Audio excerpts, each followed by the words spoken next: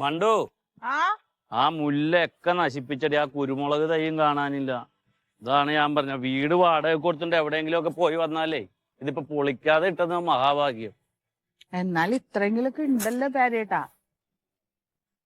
ഇതിപ്പോഴേ ആ തെങ്ങൊക്കെ ഒന്ന് കേറിക്കാറായിണ്ട്. ആ നമുക്ക് ആളെ വിളിച്ചിട്ട് അതൊക്കെ ഒന്ന് മെനയാക്കിക്കാം. ആര്? ആ ഇല്ലില്ല, ഞങ്ങള് വന്നിട്ട് കുറച്ച് ദിവസമായി. ആ മോളെ ഇവിടെ അടുത്ത് സ്കൂളിൽ ചേർത്ത്, ഞാൻ പഠിച്ച സ്കൂളിൽ തന്നെ. ഇല്ലില്ല, കുഴപ്പമൊന്നുമില്ല. ആ റൂം പണിതിട്ടിട്ടുണ്ട്. പിന്നെ KSEB ഓവർസിയർ വന്ന് നോക്കണം അത് കറണ്ടിന്റെ കാര്യത്തിനേ. അങ്ങനെ വലിയ ആളുകളെ ഒന്നും അറിയിക്കണില്ല. 14-ാം തീയതി സമയം കുറിച്ചിട്ടുണ്ട്. ഒരു 10-10:30 വിളക്കും കത്തിച്ച് അങ്ങോട്ട് തുടങ്ങണം. ആളുകളൊക്കെ അറിഞ്ഞും കേട്ടും വന്നോളൂന്നേ. ഞാനിവിടെ നടന്ന് ജീവിച്ച ആളല്ലേ. അറിയിക്കാം. ശരി. അതേ, അമ്മാവനാ വിളിച്ചത്. നമ്മുടെ റിപ്പയർ കടയുടെ ഉദ്ഘാടനം ആളുകളെ അറിയിച്ച് നടത്തണ്ടാന്ന്. ഇനിയിപ്പോ അതിന്റെ ഒരു കുറവുള്ളൂ. അതേ, ഞാൻ ആ KSEB ചെല്ലട്ടെ, അല്ലെ പിന്നെ അത് കാത്തിരുന്ന വൈകൂലേ. ഓവർസിയറിന്റെ കൈയോടെ കൂട്ടിക്കൊണ്ടുവരാല്ലോ. അതന്നെ, ഒന്ന് വേഗം പോയിട്ട് അത് ശരിയാക്കുക. ഇനി എത്ര ദിവസം ഉണ്ട്? ഒന്ന് റെഡി ആവട്ടെ. ആ മൊയ്തുക എന്തൊക്കെയാണ് വന്നിട്ട് നിങ്ങളൊന്നും കാണാൻ പറ്റിയില്ല. ഇതൊക്കെ ഉസാറല്ലേ? പിന്നെ ഞങ്ങള് സെറ്റായി. മോളെ ഇവിടെ സ്കൂളിൽ ചേർത്ത് ഒക്കെ അറിഞ്ഞപ്പോ പെണ്ണുങ്ങള് പറഞ്ഞു ഇനിയിപ്പോ പോക്കില്ല, ഇനി ഇവിടെ തന്നെ. ഇനിയിപ്പോ ഇവിടെ തന്നെ. ഇപ്പൊ ഒരു റിപ്പയർ കട തുടങ്ങാൻ പോവാണ്. ഏടേ? ഇവിടെ തന്നെ, നമ്മുടെ ആ റൂമിലേ. ഇവിടെയോ? ആ എന്തിന്റെ ഈ TV ഇലക്ട്രോണിക് സാധനങ്ങളൊക്കെ ഇല്ലേ? ആണോ? അവിടെ അതിന്റെ പരിപാടി ആയിരുന്നല്ലേ എനിക്ക്. തുടങ്ങാന്ന് എന്താ അറിയോ, ഇവിടെ നമ്മളെ ഈ ഏരിയയിലൊന്നും അങ്ങനത്തെ ഒരു വീടില്ല. എനിക്കുണ്ട്, കൊറേ സാധനം ഉണ്ട്, ഫ്രിഡ്ജും മിസ്കി ഒക്കെ ഉണ്ട് നന്നാക്കാൻ. അതൊക്കെ ശരിയാക്കി തരാം, എടുത്തോണ്ട് പോര്. അപ്പൊ ആദ്യത്തെ തന്നെ മൊയ്തു കട ആയിക്കോട്ടെ. ഞാനേ അങ്ങാടിക്ക് കണ്ട് ഇറങ്ങിയാനി കുറച്ച് സാധനങ്ങളൊക്കെ മേടിക്കാൻ വേണ്ടിട്ട്. അപ്പൊ നിങ്ങളെ കണ്ടപ്പോ ഒന്നും കണ്ട് കയറിയതാ. ഓ നന്നായി. ഞങ്ങൾ അങ്ങോട്ട് വരാനിരിക്കുന്നു. കറണ്ടൊക്കെ കിട്ടുന്നുണ്ടല്ലോ അല്ലേ? കറണ്ട് കുഴപ്പമൊന്നുമില്ല. ഞാനേ ഇപ്പൊ ഇത് കണ്ടില്ലേ, ഈ ആ ട്രാൻസ്ഫോമറും ഇവിടുത്തെ പോസ്റ്റൊക്കെ ഇല്ലേ, ഇതൊക്കെ ആരാ ഇവിടെ വെച്ചെന്നറിയോ? അത് KSEB അല്ലേ? KSEB ആണ് വെക്കുക. ഇതിന്റെ പണി എടുപ്പിച്ച ആരാന്നറിയോ? പണി എടുത്ത ആരാന്നറിയോ? ഇല്ലില്ല, നമ്മളാണ് മൊയ്തുക്ക. ആ മൊയ്തുക KSEB ഉണ്ടായല്ല. ആ ഒരു 10-23 വർഷം മുമ്പുള്ള കഥയാണ്. അപ്പൊ അന്ന് നമ്മള് ഇതൊരു 5-8 ആൾക്കാർ പണിയെടുത്ത കേസാണ്. 5-8 ആൾക്കാർ ഒരു 4 ദിവസത്തെ പണിയാ. ഞാനതിന് മെയിനായിട്ട് എന്റെ മേലൊക്കെ കേറിയിട്ടേ കംപ്ലീറ്റ് വലിച്ചു കെട്ടി.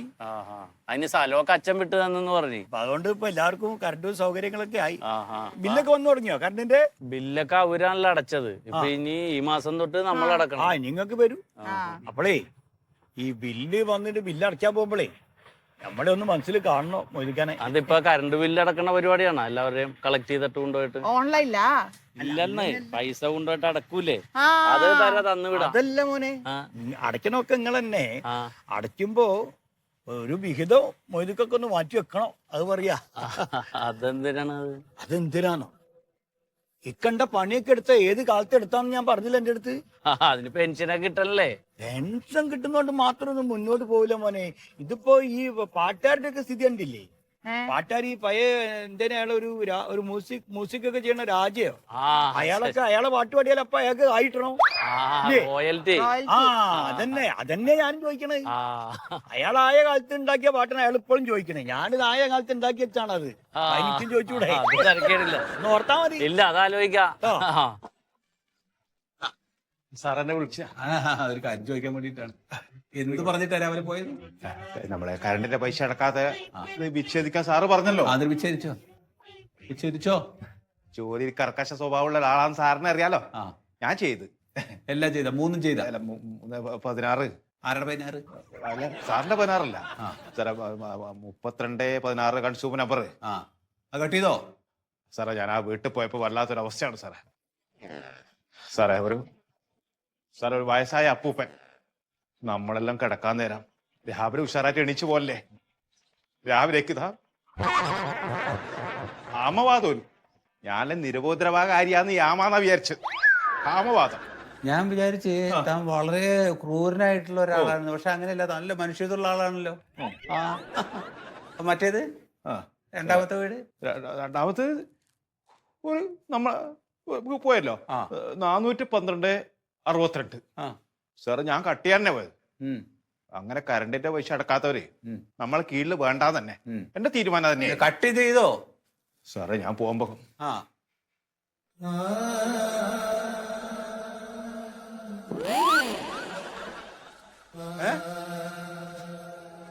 ഒരു അമ്മൂമ്മ. താനെ ഞാൻ ഇവിടുന്ന് റിപ്പോർട്ട് ചെയ്യും. സാറേ ഒരു അമ്മൂമ്മ അമ്മൂമ്മ രാവിലെ ആ എണീക്കുമല്ലോ അമ്മ, ആ തളർവാദം പിടിച്ച് വല്ലാണ്ട് കിടക്കാണ്. ഏത് തളർവാദം? അപ്പൂപ്പൻ കഞ്ഞി വാരി കൊടുക്കുന്നു. എന്റെ അപ്പൂപ്പൻ അമ്മൂമ്മ മേലെ ഈ വക കഥയായിട്ട് എന്റെ അടുത്തേക്ക് വരണ്ട. ഇല്ല സാറേ, ഈ കഥ എന്നോട് പറയണ്ട, ഞാൻ റിപ്പോർട്ട് ചെയ്യും. അയ്യോ സാറേ, താൻ എത്ര രൂപ അവിടുന്ന് വാങ്ങിച്ചു? ഞാനോ ആദ്യത്തെ വീട്ടിൽ നിന്ന് എത്ര വാങ്ങിച്ചു? അയ്യോ സാറേ, ഏ? 150. എത്ര? 150. 150. രണ്ടാമത്തെ വീട്ടിൽ നിന്ന്? അയ്യോ എന്റെ സാർ അങ്ങനെ പറയല്ല. രണ്ടാമത്തെ വീട്ടിൽ നിന്ന് 100. 100. ഒന്നുകിൽ ആ പൈസ വീട്ടിൽ തിരിച്ചു കൊടുത്തിട്ട് അവരുടെ ലൈൻ കട്ട് ചെയ്തിട്ട് വരണം. അതല്ലെങ്കിൽ അവരുടെ ബില്ല് താൻ അടയ്ക്കണം. ഏത് വേണം? സാർ ആ പൈസ തിരിച്ചു കൊടുക്കുന്നതല്ലേ എനക്ക് ലാഭം അല്ലേ? അപ്പൊ അത് ചെയ്തോളൂ. ആ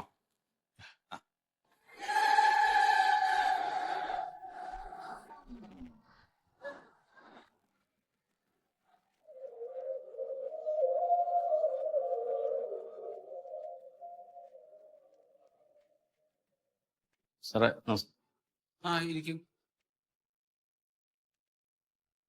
സാറേ എൻ്റെ വീട് മാലിപ്പുറത്ത് ആ പഞ്ചായത്ത് കിണറിന്റെ അടുത്താണ്. അപ്പൊ ഞാൻ കുറെ നാള് കോയമ്പത്തൂരായിരുന്നു ഫാമിലി ആയിട്ട്, കോയമ്പത്തൂര് ഗാന്ധിപുരത്ത്.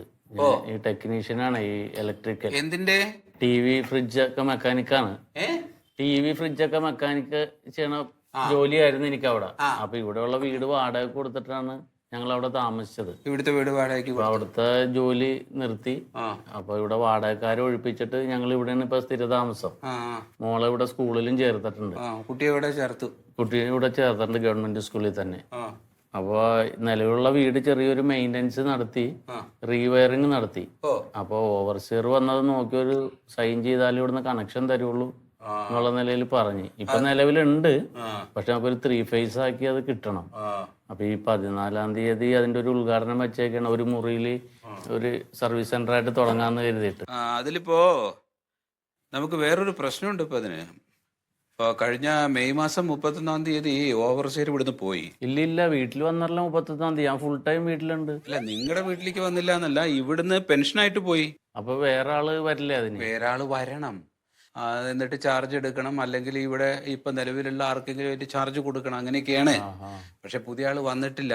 പിന്നെ ഇപ്പൊ നമ്മുടെ ഇവിടെ ലൈൻമാൻമാര് തന്നെ കുറെ ആളുകൾ അങ്ങനെ പോയി, വിരമിച്ചു പോയവരുണ്ട്, പിന്നെ മാറിപ്പോയവരാളുടെ പകരം ആള് വന്നിട്ടില്ല. ഞാനാണ് ഇപ്പൊ ഇതിനിങ്ങനെ കിടന്നിട്ട് ഓടുന്നത്, എല്ലാ വർക്കുകളും ചെയ്തോണ്ടിരിക്കുന്നത് ഞാനാണ്. അല്ല സാറേ, 14-ാം തീയതി നമ്മൾ ഉദ്ഘാടനം നിശ്ചയിച്ചേക്കാണ്, തുടങ്ങി വെക്കാൻ വേണ്ടിട്ട്. 14-ന് ഉദ്ഘാടനം നടക്കില്ല. 14-ന് ഞാൻ നോക്കട്ടെ എന്നേ പറയാൻ പറ്റും. എനിക്ക് എപ്പോൾ ചെയ്തു തരാമെന്നൊന്നും എനിക്ക് പറയാൻ പറ്റില്ല കേട്ടോ. വഴിക്ക് വഴി എല്ലാം ചെയ്യുന്നുണ്ട്, പക്ഷെ മാക്സിമം ഞാൻ ട്രൈ ചെയ്ത് നോക്കുന്നുണ്ട്. അല്ല, ഈ സാറിന്റെ ഇതേ സ്പീഡ് ഇവിടുത്തെ എല്ലാ സ്റ്റാഫിനും ഉണ്ടാവും. അല്ല, കാര്യങ്ങൾ നടക്കാൻ വേണ്ടിട്ടേ മാക്സിമം നമ്മൾ നോക്കുന്നുണ്ട്. എല്ലാവരോടൊക്കെ പറഞ്ഞിട്ട് അങ്ങനെ ചെയ്യിപ്പിക്കുന്നുണ്ട്. ഇതിപ്പോ പ്രാർത്ഥിക്കേണ്ടി വരും ഇതൊന്നും നടന്നു കിട്ടാൻ. അല്ല, നമുക്ക് പ്രാർത്ഥിക്കേണ്ടി വരുമെന്ന്. ഇപ്പൊ ഉദ്യോഗസ്ഥർ വന്നത് ചെയ്യേണ്ട കാര്യം ചെയ്യണ്ടേ? അല്ല, നമുക്ക് നോക്കാം മാക്സിമം കേട്ടോ. അതായത് ഫോൺ അടിക്കണം, ഫോൺ എടുത്തോ എടുത്തോ എടുത്തോ എടുത്തോ എടുത്തോ. എന്താ കൊണ്ടു? ഞാനിവിടെ KCB ഓഫീസിൽ എഞ്ചിനീയറുടെ അടുത്തിരിക്കുകയാണ്.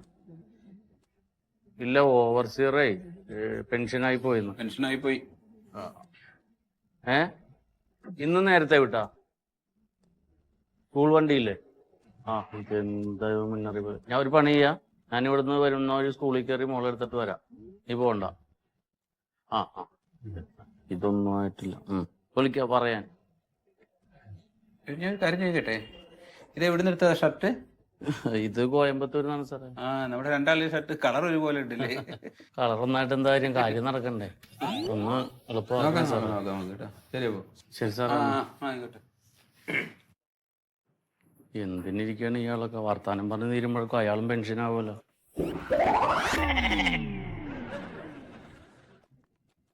അത് നിങ്ങൾ അങ്ങനെ പറഞ്ഞെങ്ങനെ ശരിയാവണേ?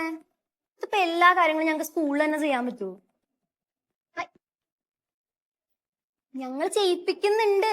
അവന്റെ ബുക്ക് എടുത്ത് നോക്കുക ആദ്യം. അല്ല, അവന്റെ ബുക്ക് നോക്കിയിട്ട് കാര്യമില്ലല്ലോ. അവൻ വല്ല എഴുതിർത്താനുള്ള കാര്യം ഉണ്ടാവും. ഇതിപ്പോ എല്ലാ പാരന്റ്സും ഇങ്ങനെ തന്നെയാണ്. പിള്ളേര് പഠിച്ചില്ലെങ്കിൽ ടീച്ചർമാർക്ക് കുറ്റം. ആദ്യം നിങ്ങൾ മോനെ ശ്രദ്ധിക്കുക കേട്ടോ. ഇച്ചിരി കണക്ക് എന്ന് പറഞ്ഞാൽ എല്ലാവർക്കും ഒരേപോലെ കഴിവുണ്ടാവൂല. എനിക്കങ്ങനെ തോന്നണില്ല. മിസ്സിന്റെ കാര്യമല്ല, പൊതുവേ ഉള്ളൊരു കാര്യം ഞാൻ പറഞ്ഞതാ. മാഷെ നിങ്ങളിന്ന് വെക്ക്. എനിക്ക് ബസ്സിന് സമയം നിങ്ങളിന്ന് വെക്ക്, പിന്നെ വിളിക്കാം കേട്ടാ.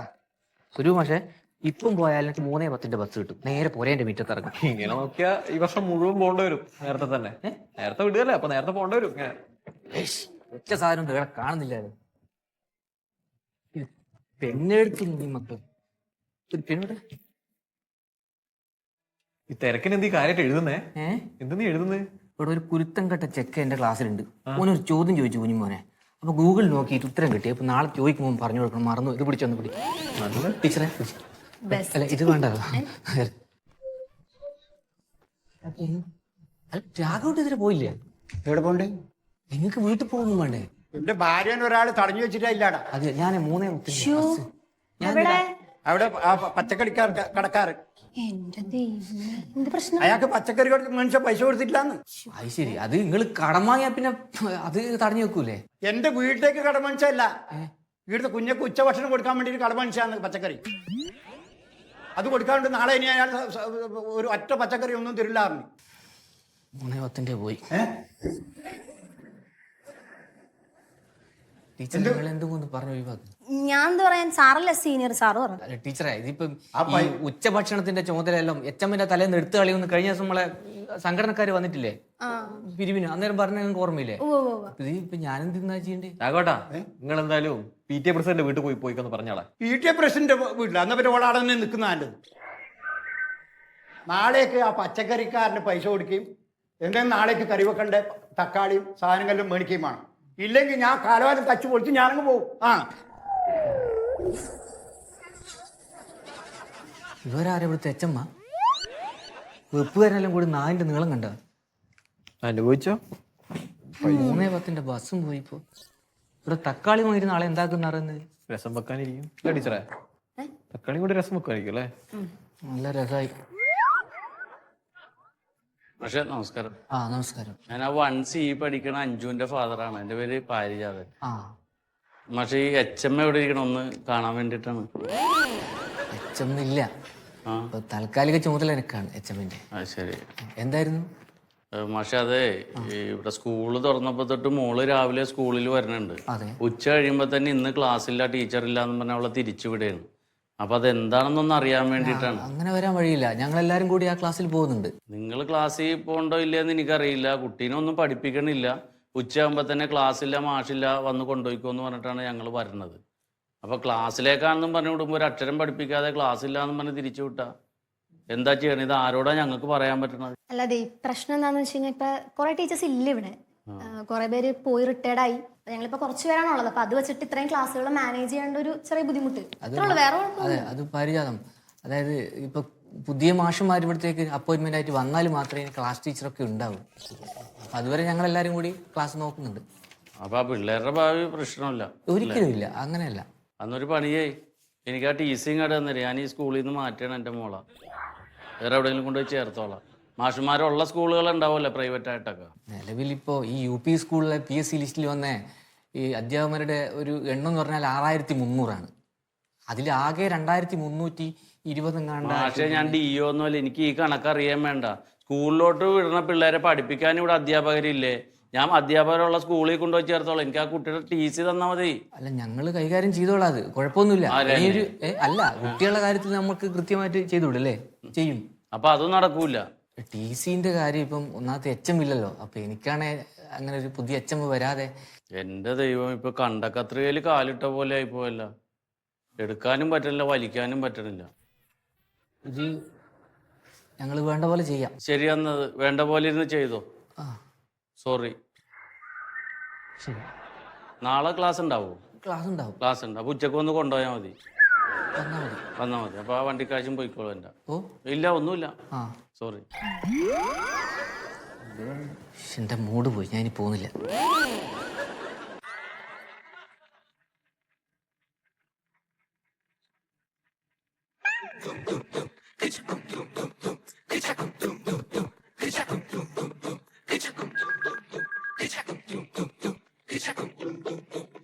സാറേ, ഫോൺ അടിക്കുന്നു. ഈ ഫോണല്ലല്ലോ അടിക്കുന്നത്? അതല്ല, അപ്പുറത്ത് എഞ്ചിനീയറുടെ ഫോണല്ലേ അടിക്കുന്നത്. അത് എഞ്ചിനീയർ വന്നിട്ടേ ഫോൺ എടുക്കുള്ളൂ. ഇവിടെ പെൻഷനായി പുതിയ ആൾ വന്നില്ല എന്ന് പ്രസാദിനും അറിയാമല്ലോ. എനിക്കറിയാം. ആൾ വരട്ടെ, ആൾ വരുമ്പോൾ എടുക്കും. ഇപ്പം തന്നെ ആവശ്യത്തിലധികം ജോലി ഇവിടെ ഉണ്ട്. കിട്ടുന്ന ശമ്പളത്തിനേക്കാളും കൂടുതൽ ജോലി ഇപ്പം ചെയ്യുന്നുണ്ട്. ഇനി ആ ഫോണിലൂടെ എടുത്തിട്ട് ആ കാര്യം പറ, അത് വെറുതെ തലവേദനയാക്കണ്ട. എന്നെ പ്രസാദിന് അത്ര തവണ പോയി എടുത്തോ. ഞാൻ എന്തിനാ എടുക്കുന്നത്?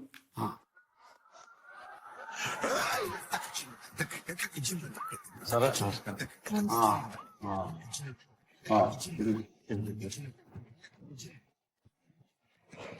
സാറേ ഞങ്ങള് തമിഴ്നാട്ടിലായിരുന്നേ. വണക്കം, சொல்லுங்க என்ன சமாச்சாரம்? അല്ല മലയാളികളാണ്. അല്ല, തമിഴ്നാട്ടിലെ ജോലിക്ക് വേണ്ടി പോയതാണ്, കോയമ്പത്തൂര് ഗാന്ധിനഗറിൽ. ശരി, ഇവിടെ ജോലിയൊന്നും ഇല്ലാത്തതുകൊണ്ട് അങ്ങ് പോയി. ഇല്ല, ഞാനവിടെ ഇലക്ട്രീഷ്യൻ ആയിരുന്നു. അവിടെ ഇലക്ട്രോണിക്സ് ഉപകരണങ്ങളിലൊക്കെ മെയിൻ്റെനൻസ് ആയിട്ടേ. ഇപ്പൊ ഇവിടെ ഉണ്ടായ വീട് വാടക കൊടുത്തിരിക്കുകയായിരുന്നു. ഇപ്പൊ അവരെ മാറ്റിയിട്ട് ഞങ്ങള് താമസം തുടങ്ങി. അവിടെ ഒരു റൂമിൽ തന്നെ വർക്ക്ഷോപ്പ് പോലെ തുടങ്ങാന്ന് കരുതിയിട്ട് ഒരു ചെറിയ എക്സ്റ്റൻഷൻ എടുത്തിട്ടുണ്ടായി. അപ്പൊ അതിനൊരു നമ്പർ ഇടാൻ വേണ്ടി കൊടുത്തിട്ട് ഇതുവരെ ഒന്നും ആയില്ല. അവിടെ ആളുകൾ വന്ന് നോക്കിയത് ഇവളോട് മര്യാദയായിട്ട് പെരുമാറുകയും ചെയ്തു. മോശമായിട്ട് പെരുമാറി സാറേ. ഇവിടുന്നാ? ആ, അവരെന്താ പറഞ്ഞ, അവരെന്ത് ചെയ്തു? അവരെന്തോ എന്നെ പേടിപ്പിക്കണ പോലെയൊക്കെ സംസാരിച്ചല്ലേ ഉള്ളൂ സാറേ. ഞാൻ പേടിപ്പിക്കണ പോലെയൊക്കെ പറഞ്ഞു. അത് നിങ്ങൾ ആൾക്കാരെ കണ്ടിട്ടില്ലേ? ഒരാൾ സംസാരിച്ച ഉടനെ പേടിക്കാൻ. ഞാനുണ്ടായില്ല, അവൾ ഒറ്റയ്ക്ക് ഉണ്ടായുള്ളൂ. അപ്പൊ പെർമിറ്റ് ഇല്ലാതെ നിങ്ങളിത് ചെയ്തേക്കണം. ആണല്ലോ, നിങ്ങൾ പെർമിറ്റ് ഇല്ലാതല്ലേ ചെയ്തത്. അപ്പൊ അതിനുള്ള ധൈര്യം നിങ്ങൾക്കുണ്ട്. എന്നിട്ട് ഒരാൾ വന്ന് സംസാരിക്കുമ്പോ പേടി. എവിടത്തെ ന്യായമാണ്? ഞങ്ങള് തമിഴ്നാട്ടിലായിരുന്നു. അപ്പൊ ഇവിടുത്തെ ഒരു ബിൽഡിംഗ് റൂൾസ്. നിങ്ങളിപ്പോ കേരളത്തിലെ കാര്യം പറ. നിങ്ങൾ തമിഴ്നാട്ടിലായിരിക്കോ കർണാടകയിലായിരിക്കോ, ഇനിയിപ്പോ നിങ്ങൾ വല്ല മാർത്താണ്ഡ എവിടെ ആയിരിക്കോ, അതല്ല വിഷയം. നമ്പർ നിങ്ങൾ അനുവാദം മേടിക്കാതെ നിങ്ങൾ ബിൽഡിംഗ് പണിഞ്ഞേക്കാണ്. സാറ് ഞങ്ങൾക്ക് അത് അറിഞ്ഞുകൂടായിരുന്നു. തെറ്റ് പറ്റിപ്പോയി. അപ്പൊ സാറ് എന്താണെന്ന് വെച്ചാൽ അത് ചെയ്തു തന്നാ മതി. എന്താന്ന് വെച്ചാൽ ചെയ്യാം നമുക്ക്. അതിപ്പോ നിങ്ങൾ പറഞ്ഞ ഉടനെ ഇവിടെ ചെയ്യാൻ ഇവിടെ ആളില്ല. ഇവിടെ ഇത് ചെയ്യണത് ഞാനല്ല ഇത് ചെയ്യണത്. അതിന്റെ ഒരു ഭാഗം മാത്രമേ എന്റെ കയ്യിൽ വരണുള്ളൂ. അത് പല കൈകളിൽ ഇങ്ങനെ കറങ്ങി തിരിഞ്ഞ് വരണം. എന്താണ് ഇപ്പൊ ഞങ്ങള് ചെയ്യേണ്ടത്? നിങ്ങൾ ചെയ്യേണ്ടതൊന്നല്ല, നിങ്ങൾ ഇത് ചെയ്യേണ്ടത്. നിങ്ങൾ ചെയ്തത് ഭയങ്കര അബദ്ധമാണ്. അല്ല, അറിയാതെ പറ്റിപ്പോയി. അത് ഈ പറഞ്ഞ മാതിരി ഇപ്പൊ നിങ്ങള് ഇപ്പൊ പഴയതിൽ നമ്മളൊന്ന് പുതുക്കി പണിയണമെങ്കിലോ, ഇനിയിപ്പോ പുതിയതിന്റെ കൂടെ തന്നെ നമ്മൾ എക്സ്റ്റൻഷനായിട്ട് വേറെ എന്തെങ്കിലും പണിയണമെങ്കിലോ ഈ ഓഫീസ് വെച്ചേക്കണം. അതിനൊക്കെയാണ് ഇവിടെ വന്ന് അതിന്റെ പ്ലാനും പദ്ധതികളൊക്കെ ഇവിടെ സമർപ്പിച്ച് അപേക്ഷ കൊടുത്ത് ഫീസ് അടച്ച് അനുമതി മേടിക്കണം. മേടിച്ചിട്ട് ഇത് പണിയാവും. എല്ലാ പേപ്പറും ചോദിച്ച പേപ്പറൊക്കെ ഫ്രണ്ട് ഓഫീസിൽ കൊടുത്തിട്ടുണ്ട്. അത് എപ്പോൾ കൊടുത്ത്? അതിപ്പോ അല്ലേ കൊടുത്തേ. നിങ്ങൾ നിങ്ങളുടെ സൗകര്യത്തിന് കെട്ടിടം പണിഞ്ഞിട്ട് അല്ല, നമ്മൾ നല്ലൊരു